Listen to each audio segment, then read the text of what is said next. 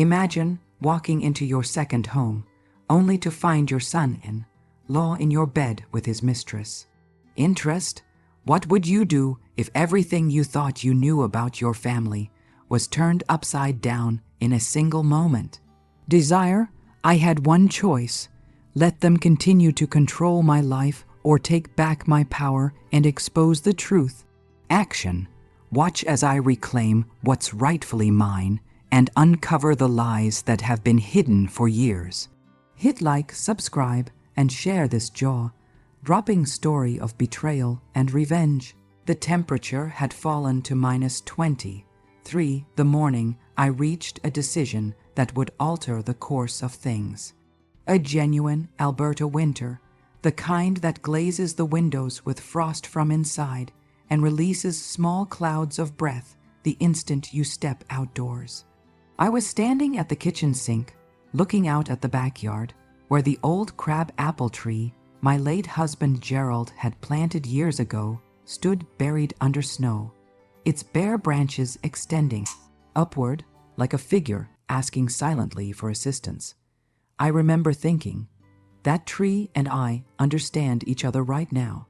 I want to tell you how I arrived at that moment, not because I am seeking your sympathy at 60, for I left the need for pity somewhere in my distant past, but because I suspect some of you will find familiar pieces of this story folded into your own lives, and if you do, I hope what I chose to do next offers you something worth holding on to. And my name is Dorothy Mallory. I taught high school English for 31 years at a school in Red Deer, Alberta. I raised my son Nolan largely on my own after Gerald died of a heart attack when Nolan was only 9 years old. I offer that not for pity, but for context, so you understand the kind of woman I am. I am the kind of woman who shows up. I mark student papers at midnight.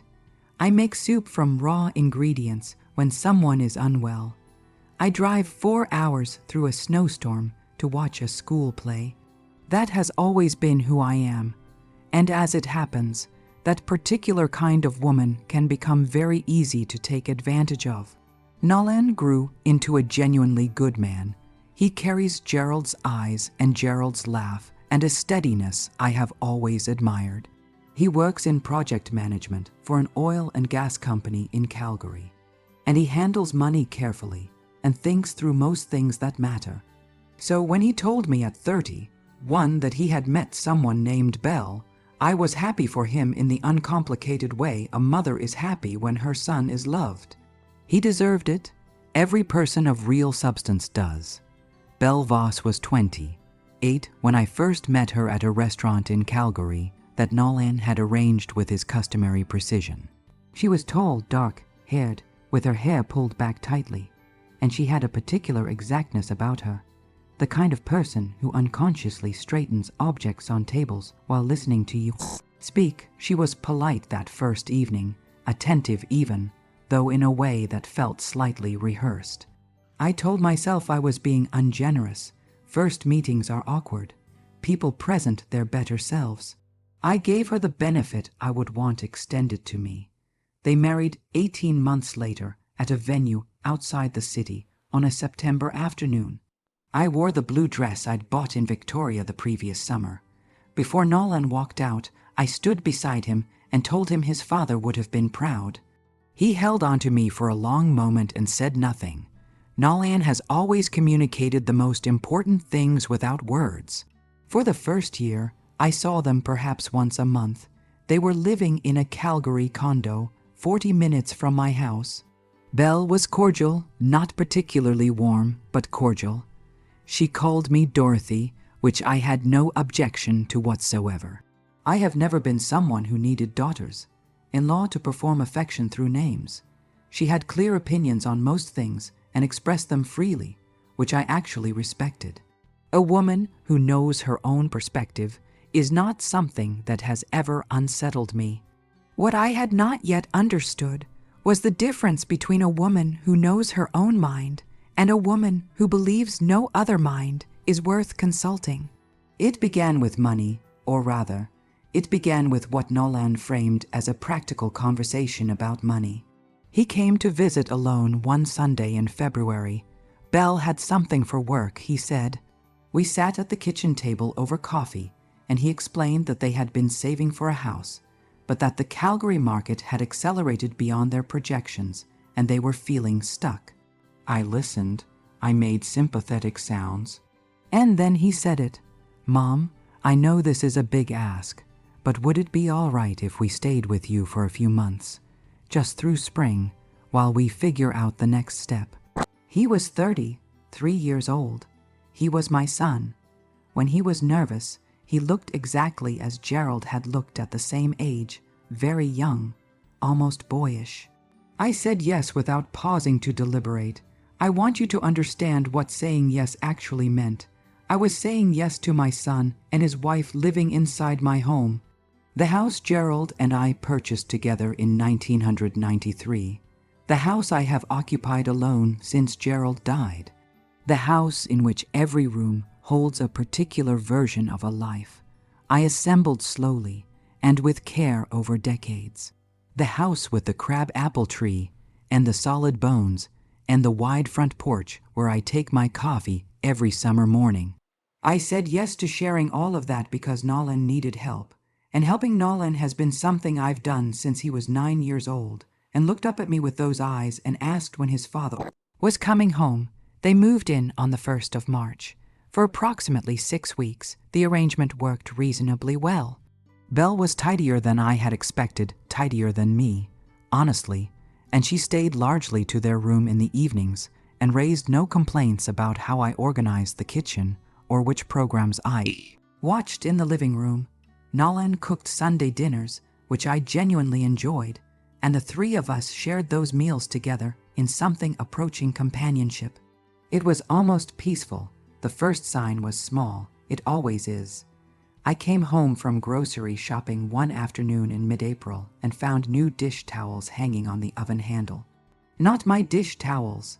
Mine were plain white with a narrow blue stripe, the same kind I had used for years without thinking much about them. These were gray with a geometric pattern and a small loop at the top for hanging. They were perfectly acceptable dish towels.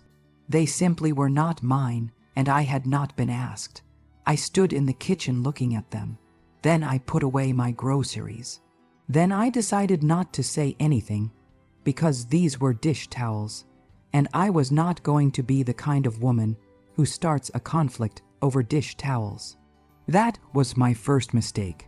Not because of what the towels represented, but because of the story I told myself in that moment. It doesn't matter, it's small, don't make a fuss. What I was genuinely doing was teaching myself to suppress my own responses. And Belle, whether consciously or not, was learning that suppression was available to her, that I would not push back. A month later, she had replaced the bathroom mat in the main bathroom, reorganized the linen closet entirely, and relocated the armchair from the living room to the basement because, she said, room needed room to breathe. That armchair had belonged to Gerald. He had read every Louis L'Amour novel he ever owned in that chair. I had not sat in it myself in years, but I had kept it precisely where it was because his presence lingered in it, and that still meant something to me.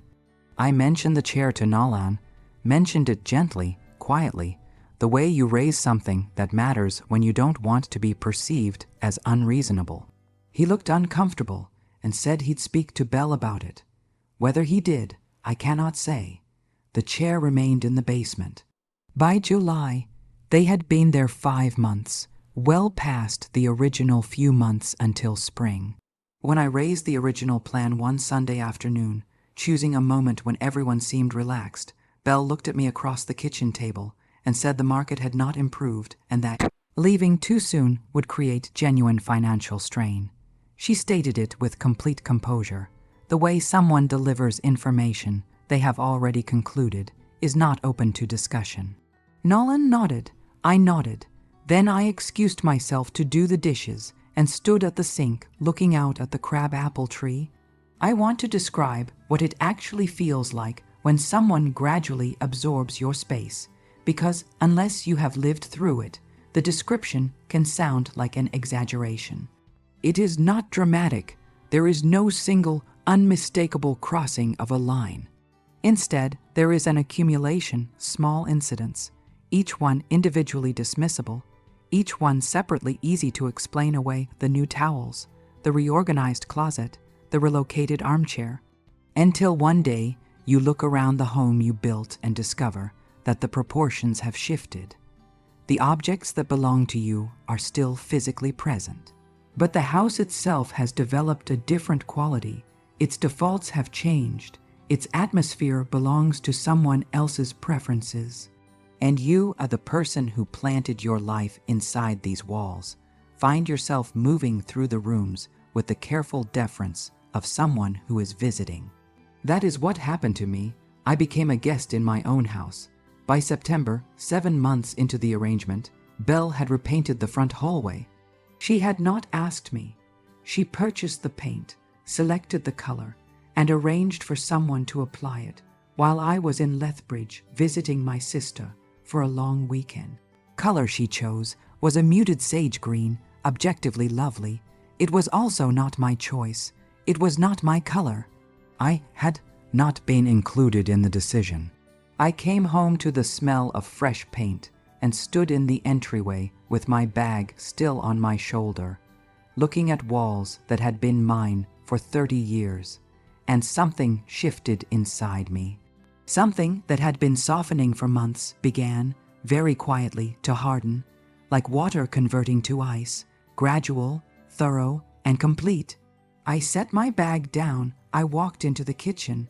Belle was at the table with her laptop. "What do you think?"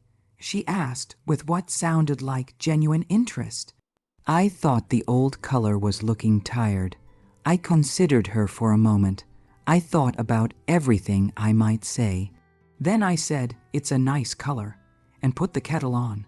That night I lay awake for a long time, not in anger, or not only in anger, but in something more difficult to name. It felt partly like grief for the house that had been mine, and beneath the grief, something beginning to stir. The following month, Belle announced over dinner that she had begun looking at furniture for the living room. The sofa, she said, was looking dated.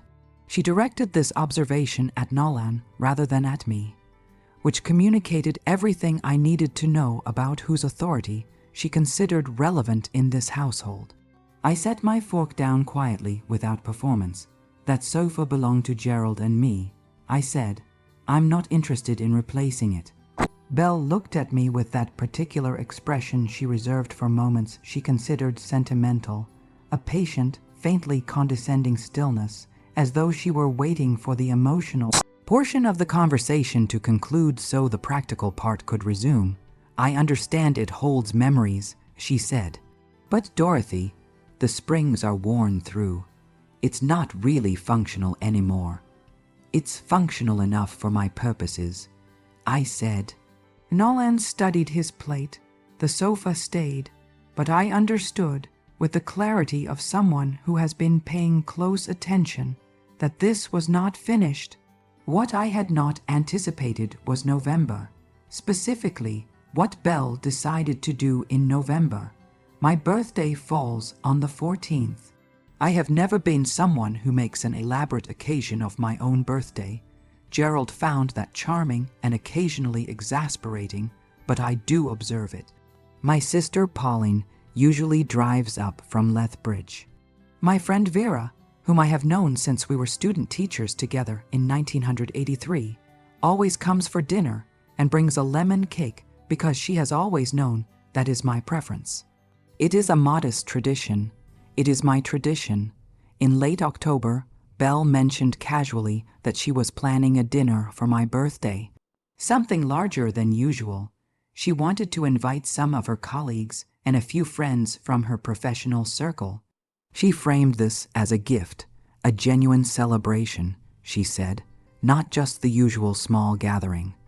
I told her I appreciated the intention, but preferred to keep things simple. Pauline and Vera, perhaps a couple of neighbors. She nodded the way she nodded at things she did not intend to accommodate.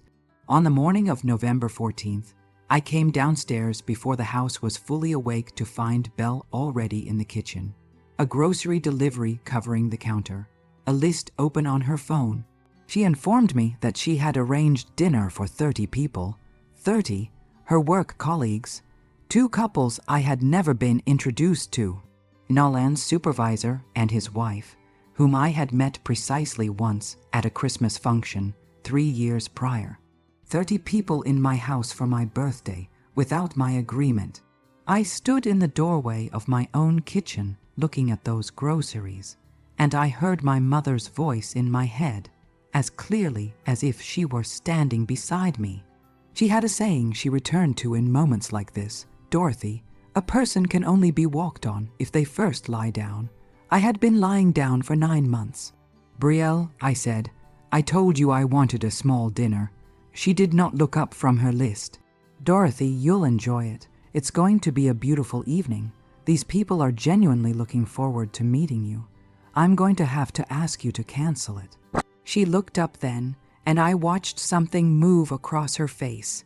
Not guilt, not embarrassment, but a rapid private recalculation. "The food has already been ordered," she said. "Then we'll have considerable leftovers," I said, and I turned and went back upstairs. I want to tell you, I felt victorious in that moment. I did not. I felt unsteady and vaguely nauseated. The particular sensation that follows doing something that genuinely matters, but that you have been frightened to do. I sat on the edge of my bed and breathed deliberately for a while. Then I called Pauline. Then I called Vera. Then I made a decision. When Nolan came downstairs that morning, I was at the kitchen table with my coffee, and I asked him to sit down. "I need to talk with you about something," I said, "not about the party, about everything." And I told him. Not in anger. I had moved past anger by then. I told him calmly and in order: the dish towels, the armchair, the repainted hallway, the conversation about the furniture, and now 30 guests in my house on my birthday, arranged without my knowledge or consent. I told him I had said yes to a few months, and that 9 months later my birthday was being organized without my input, in a home where I had increasingly been made to feel like a visitor. I told him that I loved him without condition, and that I was not placing blame on him, but that things needed to change. Clearly, soon, Nolan was silent for a long time afterward, his jaw set, his eyes fixed somewhere beyond the window. That expression meant he was working through something important. "I should have said something earlier," he said finally. I watched it happening. I could see it. I didn't want to be positioned between the two of you. "I understand that," I said. "But you are my son, and this is my house." He nodded, the same nod Gerald used to produce when he had understood something and was taking it with full seriousness. That nod has always carried weight. The birthday dinner that evening was smaller. Pauline came. Vera arrived with her lemon cake. 2 neighbors I genuinely wanted to see were there. The 30 guests Belle had organized did not appear. I have no idea what Nolan said to her. I did not ask. The food that had been delivered was, as I had anticipated, far more than we needed, and we ate too much of it. And at some point, Vera laughed so hard at something Pauline said that she knocked her wine glass and left a spreading stain on the white tablecloth. And the evening was genuinely warm and full of the particular ease that comes when the right people are in the room together. Belle sat at the far end of the table. She was quiet, composed, and polite when addressed. She did not meet my eyes for most of the night. I had expected to feel remorse about that. I found when I searched for it that I did not. 3 days after my birthday, I sat down with both of them at the kitchen table and told them what I needed. Not what I preferred, not what I hoped for, what I needed. I needed a firm and specific departure date. I told them that March 1st, exactly 1 year from when they had moved in, was when I expected them to be established in their own home. I told them that for the duration of their remaining time, No changes to my house without my explicit and prior consent. No new furniture, no fresh paint, no reorganization of any room. I told them my birthday the following year would be marked in whatever way I chose to mark it. And I told them that I was genuinely happy to have them here for the months remaining, and that I would continue to help where it was reasonable to do so, but that the shape of things needed to be different. Belle began to say something about the market, and I raised one hand flat, palm outward, the gesture I had used for 31 years with 17-year-olds who were trying to redirect it. Classroom discussion. It had always worked on teenagers. It worked on Belle. She stopped. I've heard about the market, I said. I understand it presents real difficulties, but that difficulty is not one that gets resolved by remaining in my house indefinitely while gradually remaking it into yours. You need to make a plan. Nolan said, She's right, Bry. 3 quiet words, but they fell into the room with the permanence that important things have when they are said plainly. They were out before the end of February, 2 weeks ahead of my deadline. They found a rental in a neighborhood they liked, with adequate space close to Nolan's office. It was not the house they had been imagining, but it was theirs. And I noticed that Belle seemed, if anything, quietly relieved. I have come to believe that people sometimes don't know they need to leave a situation until someone with enough steadiness makes the leaving possible. The morning after they left, I came downstairs in the dark before sunrise and stood in the middle of my living room in the silence. The sofa was still there. The springs are still worn just as they were, but the sofa is still mine. Gerald's armchair I had brought back up from the basement myself, the week I had that conversation with them, without consulting anyone or waiting for permission. It sits now by the window that faces the backyard, the window through which you can see the crab-apple tree. I made coffee. I sat in Gerald's chair. I watched the sun come up over the fence and transform the snow in every direction into gold, and then pink, and then something close to amber, the way an Alberta winter morning will, when conditions align. I thought about my mother's saying, a person can only be walked on if they lie down first. I thought about how long I had been lying down, about how long I had convinced myself that keeping the peace was an act of kindness. It is not the same thing. I understand that now in a way I did not fully understand before, not in my body, not in the cellular way that real understanding settles. Kindness is something you extend from a place of genuine choice. It is voluntary and true. What I had been practicing was not kindness. It was fear wearing the costume of generosity, fear of conflict, fear of losing my son, fear of becoming the difficult woman, the demanding mother-in-law, the one who creates complications. I had been so afraid of those labels that I had allowed myself to be quietly erased inside my own home. What I learned, and I am sharing this because I believe it matters, is that the moment you stop maintaining your own limits is the moment you teach the people around you that your limits require no maintenance, not because those people are necessarily unkind. Nolan is not unkind. I do not even believe Belle to be fundamentally cruel, but because all of us, as humans, will unconsciously expand into whatever space we are offered. If you do not hold the perimeter of your own life, someone else will simply fill it. My son calls every Sunday now, the way he did before any of this. We have had dinner together 3 times since they moved out.